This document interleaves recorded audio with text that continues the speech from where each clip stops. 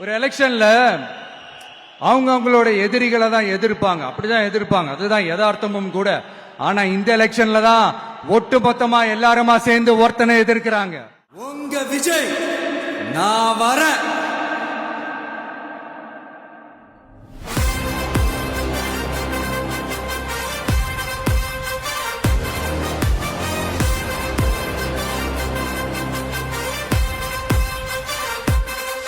போட்டி ரெண்டு பேருக்கு நடுவுல தான்.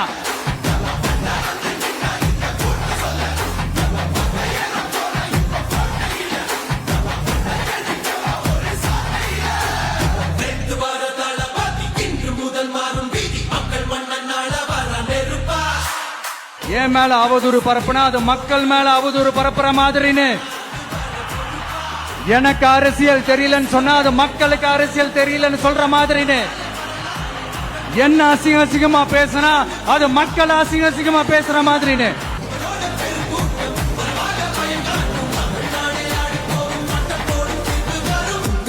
உங்க விஜய் உயிர் வரனா